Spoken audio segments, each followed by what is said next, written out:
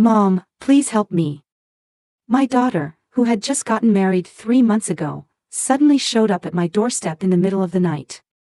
What on earth happened?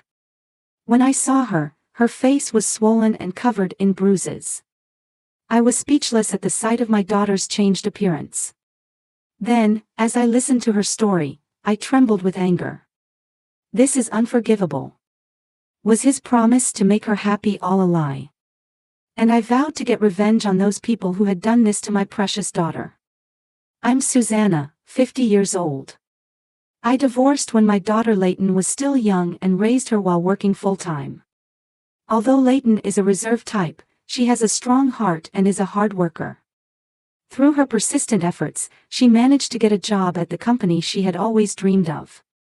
Layton's presence has been my motivation, helping me move forward even in difficult times. So when she told me, "There's someone I want you to meet," my heart fluttered with joy. The person Layton introduced me to was a man named Carter, who worked at one of their client companies and was 7 years older than my daughter. He looked dashing in his suit and greeted me cheerfully. He seemed serious and sincere at first glance. "I've come today to ask for your blessing for Layton and me to get married." However, barely after introducing himself, he suddenly came out with such a statement. Layton was only 23 at the time, and she had only been dating Carter for about 6 months. I had expected to just meet her boyfriend, so I was honestly taken aback. "Well, you're both still young. Don't you think it's a bit early to be thinking about the future?"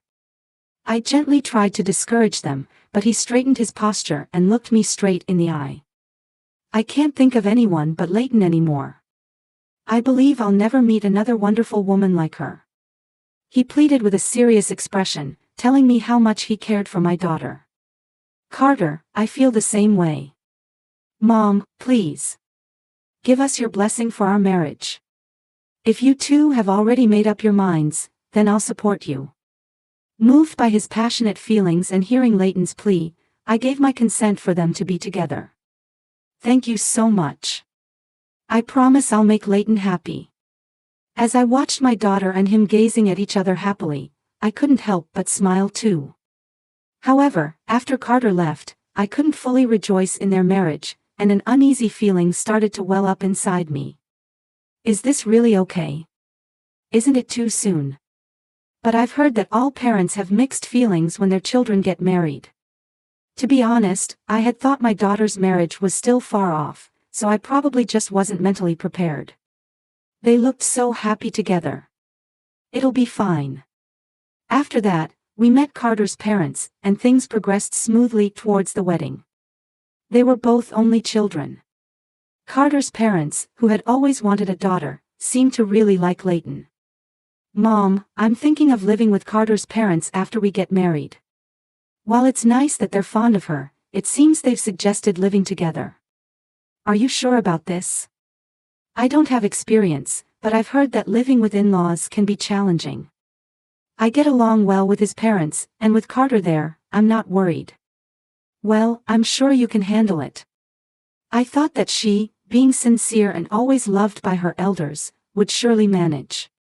Besides, his family home was only a 20-minute drive from my house, so I felt reassured that I could rush over if anything happened.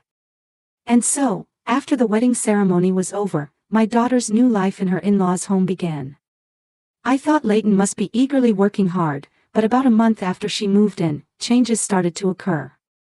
The daily messages from Layton stopped coming, and even when I sent her messages, I rarely got a reply. I didn't want to interfere too much, but I was concerned, so I decided to call her cell phone. "Mother-in-law, what's the matter?" To my surprise, it was Carter who answered the phone. "Could I speak to Layton?" "She's in the bath right now." "Don't worry, she's doing fine." His tone was soft but somehow left no room for argument, and I ended up hanging up without hearing my daughter's voice. After that, there were still no messages or calls from Layton. I decided to go and see her in person. Carter's mother had told me to come visit anytime, so I went to Carter's family home on the weekend. Carter's mother responded through the intercom, curtly telling me that Layton was out with Carter. "I'm sorry for coming suddenly. do you know what time they'll be back? When I asked this, all I got in response was a big sigh. You should call before coming. I don't know when they'll be back. Feeling that she had a point, I couldn't say anything more and had to leave Carter's house. I wondered if I was worrying too much, but it felt like Carter and his mother's attitudes had changed from before the wedding, and I couldn't shake off this bad feeling. After much deliberation, thinking I'd feel better if I could at least hear her cheerful voice, I called Leighton's workplace. To my shock, I was told that she had already resigned. Moreover, they said, we're in trouble because she quit so suddenly. There's no way Leighton would quit her job like that. When she received the job offer from her dream company, we cried tears of joy together. Besides, Leighton was excited about balancing work and housework, so it didn't make sense for her to suddenly resign. Something is definitely wrong. But what should I do? Even if I visited Carter's house again, I wasn't sure if they'd let me see Leighton, and while I was debating whether to contact the police, the incident occurred.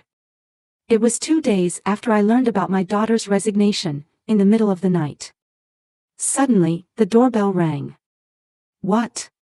Who could it be at 2 a.m.? Suspiciously, I peeked at the intercom screen. It was dark and I couldn't see clearly, but from the figure, it looked like Leighton. I ran to the entrance and hurriedly opened the door. What happened? I've been so worried because I couldn't contact you. Mom. I'm sorry.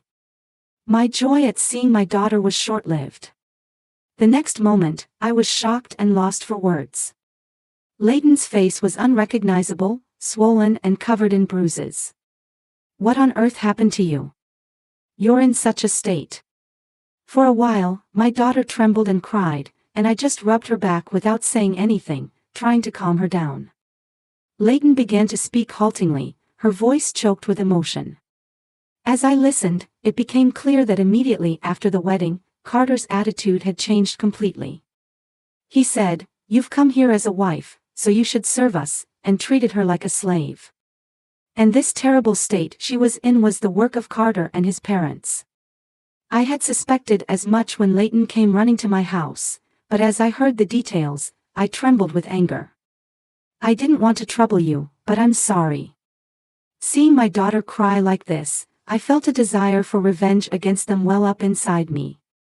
I want to make them suffer the torments of hell. I vowed in my heart never to forgive Carter and his parents who had promised to definitely make her happy, but had hurt my daughter so much. For now, I let Leighton rest and decided to confront Carter's family once daylight broke. The next morning, we first went to the hospital to have her injuries treated, and then I drove with my daughter to their house. As expected, they were in an uproar, having noticed Leighton's absence. "So you took her after all?" Carter's father shouted angrily when he realized it was me at the intercom. "Can you explain why Leighton is in this condition?" I asked sternly, unfazed by his response. Next to me stood my daughter, her cheeks still swollen, with bandages on her wounds, looking pitiful. Seeing this, they seemed to become conscious of the neighbors' eyes and let us into the house. The three of them appeared to falter for a moment, but soon showed their true colors. Carter's mother glared at Leighton and said with a sneer, "We were just disciplining her a bit because she wasn't working properly." "What are you saying?" "And Carter, didn't you declare that you would make my daughter happy?" "Well, that was on the condition that she fulfilled her role as a wife properly. But she was too preoccupied with her job. That's why I submitted her resignation letter for her." Leighton hadn't quit her job voluntarily, Carter had submitted her resignation without her knowledge. She tearfully explained that by the time she realized, it was too late.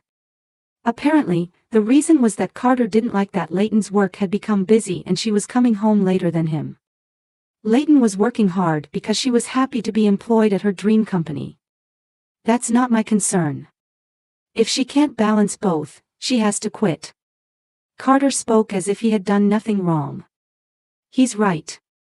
The other day, it took her an hour just to make dinner. She can't do a single household chore properly." Even Carter's father joined in the attack, and my daughter's shoulders shook. If that's the case, couldn't Carter's mother have supported her? However, Carter's mother crossed her arms and said in a strong tone, "When I came here as a bride, I was made to do everything and told to learn through experience." That's right. It's generational change. But I was watching over her properly, Carter's father said, as if to say they had done nothing wrong, and they nodded at each other. Apparently, Carter's mother had pushed all the housework onto Leighton while doing whatever she wanted. Moreover, Carter's father, who had already retired and was at home, had been constantly monitoring Leighton, interfering with everything she did. They had even taken away Leighton's phone to prevent her from telling me about this, and when I visited their house, they had restrained her to prevent her from going outside. And this wasn't all. Leighton believed that Carter would change someday, that he would help her. Despite the terrible treatment, Leighton's hope that Carter would change was in vain. The treatment from her in-laws only escalated. They made her eat leftovers and, claiming it was a waste of gas, barely let her use more than a trickle of water for showers. When Leighton, unable to bear it anymore, told them this isn't right, it led to the unbearable injuries on her body. In response to my daughter's objection, they called her insolent and slapped her hard on the cheek.